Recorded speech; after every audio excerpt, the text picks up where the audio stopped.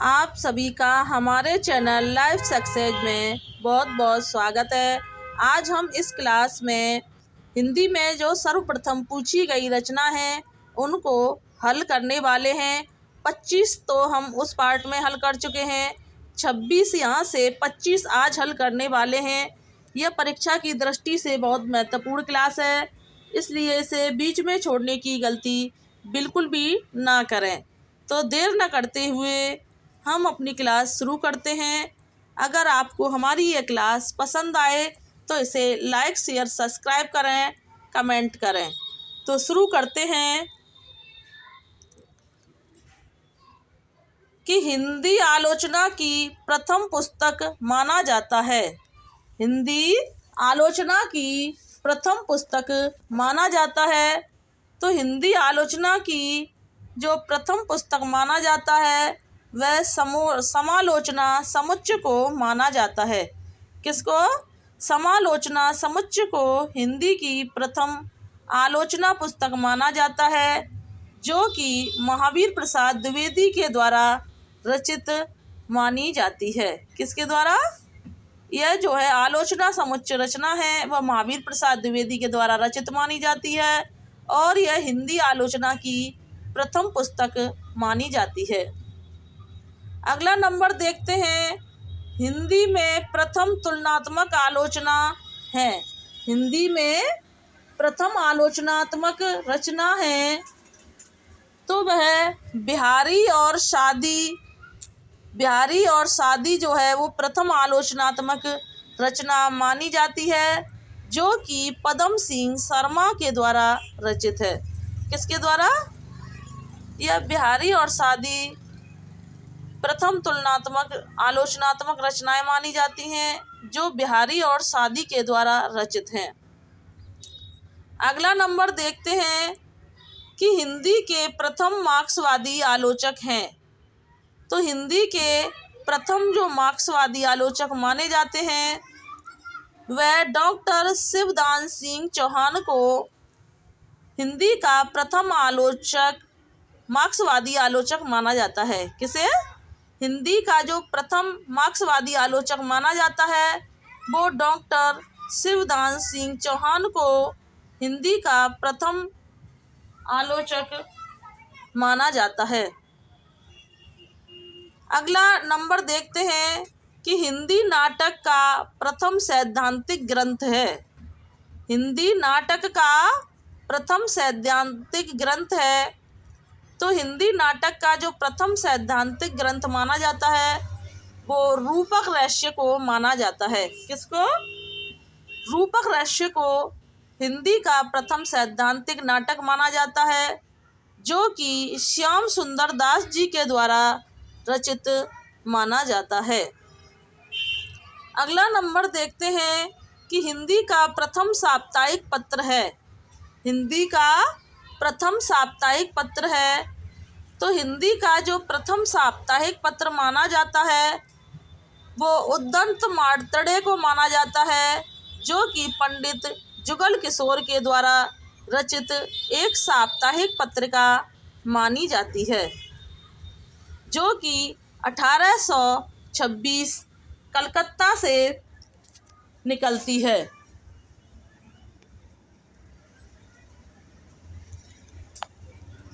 अगला प्रश्न देखते हैं 30-31। अगला देखते हैं कि हिंदी का प्रथम दैनिक पत्र माना जाता है। तो हिंदी का प्रथम जो दैनिक पत्र माना जाता है वह समाचार सुधा वर्षण को हिंदी का प्रथम समाचार दैनिक पत्र माना जाता है, जो कि श्याम सुंदर सेन के द्वारा रचित माना जाता है। किसके द्वारा? जो श्याम सुंदर सेन के द्वारा रचित माना गया है। अगला नंबर देखते हैं कि हिंदी की प्रथम महिला संपादक है। हिंदी की प्रथम महिला संपादक मानी जाती है। तो हिंदी की जो प्रथम महिला संपादक मानी जाती है वो हेमंत कुमारी चौहान को माना जाता है। किसको? हेमंत कुमारी चौहान को हिंदी की प्रथम महिला संपादक माना जाता है। अगला प्रश्न देखते हैं कि हिंदी का प्रथम बाल साहित्यकार माना जाता है। हिंदी का प्रथम बाल साहित्यकार किसे माना जाता है? तो हिंदी का जो प्रथम बाल साहित्यकार माना जाता है वो श्रीधर पाठक को माना जाता है। किसे? श्रीधर पाठक को हिंदी का प्रथम बाल साहित्यकार माना जाता है। अगला प्रश्न देखते हैं कि महिलाओं की प्रथम मासिक पत्रिका मानी जाती है। महिलाओं की प्रथम मासिक पत्रिका मानी जाती है, तो महिलाओं की जो प्रथम मासिक पत्रिका मानी जाती है वो बाला बोधनी जो है मानी जाती है, जो कि भारतेंदु हरिश्चंद्र के द्वारा रचित है। किसके द्वारा? महिलाओं की जो प्रथम मासिक पत्रिका है वो बाला बोधनी है, जो कि भारतेंदु हरिश्चंद्र के द्वारा रचित मानी जाती है। अगला प्रश्न देखते हैं कि हिंदी में सर्वप्रथम बाल पत्रिका है। हिंदी की सर्वप्रथम जो बाल पत्रिका है वह बाल दर्पण को माना जाता है। हिंदी की सर्वप्रथम जो बाल पत्रिका माना जाता है वो बाल दर्पण को माना जाता है, जो कि एक मासिक पत्रिका है और 1882 में निकलती है। किसमें? यह एक मासिक पत्रिका है और 1882 में निकलती है। अगला प्रश्न देखते हैं कि हिंदी में बालिकाओं की सर्वप्रथम पत्रिका है। हिंदी में बालिकाओं की सर्वप्रथम पत्रिका है तो बिटिया रानी 1963 ईस्वी। बिटिया रानी 1963 ईस्वी हिंदी में बालिकाओं की सर्वप्रथम पत्रिका है। अगला प्रश्न देखते हैं कि हिंदी में बच्चों का पहला अखबार माना जाता है। हिंदी में बच्चों का पहला अखबार जो माना जाता है वो बच्चों का अखबार के नाम से प्रकाशित होता था, जो एक साप्ताहिक पत्रिका थी। क्या थी? बच्चों का जो अखबार है वो बच्चों के अखबार के नाम से प्रकाशित होता था, जो एक साप्ताहिक पत्रिका मानी जाती है। हिंदी का सर्वप्रथम हास्य व्यंग प्रधान पत्र है। हिंदी का सर्वप्रथम हास्य व्यंग प्रधान पत्र है तो मतवाला जो है वो हिंदी का प्रथम हास्य व्यंग प्रधान पत्र है, जो कि एक साप्ताहिक है और जो 1923 ईस्वी में निकलता था। कब? मतवाला एक साप्ताहिक पत्रिका है जो प्रथम हास्य व्यंग है, जो कि निराला जी के द्वारा निकाला जाता था। निराला जी जो थे इसके संपादक माने जाते हैं।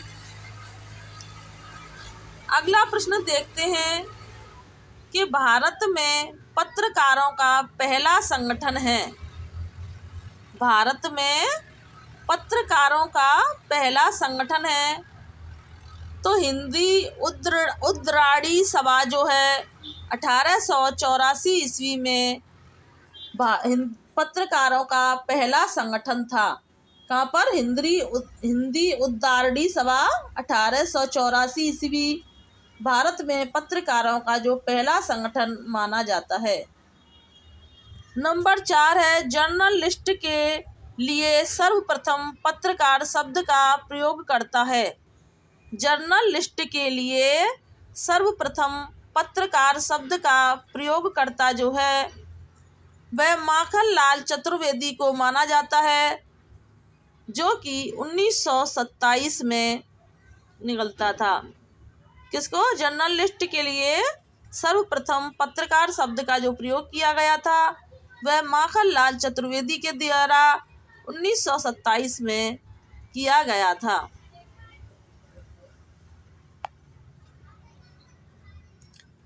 अगला प्रश्न देखते हैं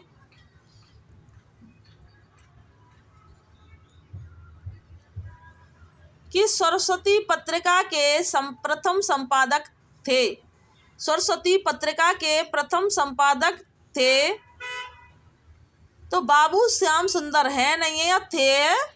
बाबू श्याम सुंदर दास सरस्वती पत्रिका के जो प्रथम संपादक माने जाते थे तो वह माने जाते थे बाबू श्याम सुंदर दास को सरस्वती पत्रिका का प्रथम संपादक माना जाता था।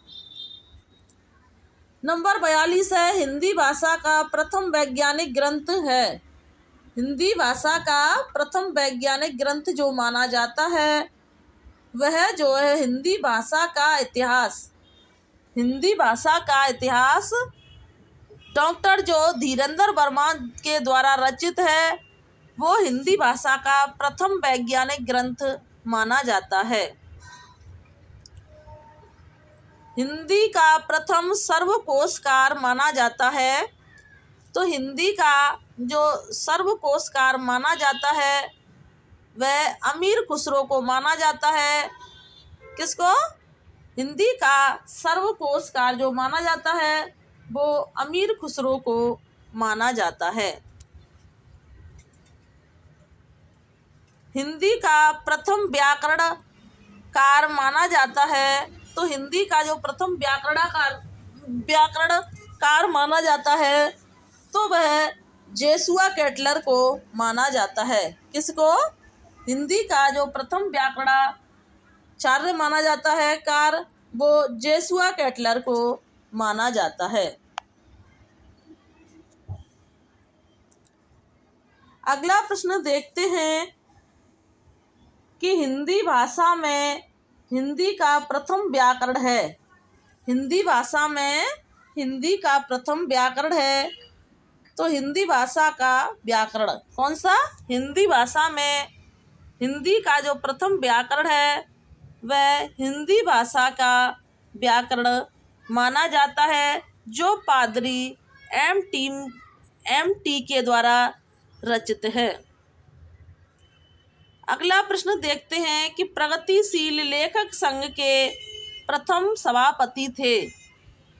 प्रगतिशील लेखक संघ के प्रथम सभापति थे तो वह मुंशी प्रेमचंद थे। कौन थे? मुंशी प्रेमचंद जो थे वो प्रथम प्रगतिशील सभा के सभापति थे। किसको? मुंशी प्रेमचंद को प्रगतिशील लेखक संघ के प्रथम सभापति माने जाते हैं। अगला प्रश्न देखते हैं कि राजभाषा आयोग के प्रथम अध्यक्ष थे। राजभाषा आयोग के प्रथम अध्यक्ष थे तो राजभाषा आयोग के जो प्रथम अध्यक्ष थे वो बाल गंगाधर खेर को माना जाता है। किसे? बाल गंगाधर खेर को राजभाषा आयोग का प्रथम अध्यक्ष माना जाता है। अगला प्रश्न देखते हैं कि हिंदी साहित्य परिषद के प्रथम अध्यक्ष थे। हिंदी साहित्य परिषद के जो प्रथम अध्यक्ष थे वो पुरुषोत्तम दास टंडन को माना जाता है। किसको? हिंदी साहित्य परिषद के प्रथम अध्यक्ष जो माने जाते हैं वो पुरुषोत्तम दास टंडन को माना जाता है। अगला प्रश्न देखते हैं कि प्रथम विश्व हिंदी सम्मेलन हुआ था। प्रथम विश्व हिंदी सम्मेलन जो हुआ था वो 10 जनवरी से 14 जनवरी तक 1975 नागपुर में हुआ था। कहाँ पर? प्रथम जो हिंदी सम्मेलन हुआ था वो 10 से 14 जनवरी 1975 नागपुर में हुआ था। तो आज की क्लास को हम यहीं समाप्त करते हैं। बाकी के बचे हुए क्वेश्चनों को कल हल करवाएंगे। आज की क्लास को यहीं समाप्त करते हैं। अगर आपको हमारी यह क्लास अच्छी लगी हो तो इसे लाइक, शेयर, सब्सक्राइब करें और हमें कमेंट करके बताएं कि हम इसका अगला भाग लेके आएँ या नहीं। Thanks watching. This video. जय हिंद, जय भारत।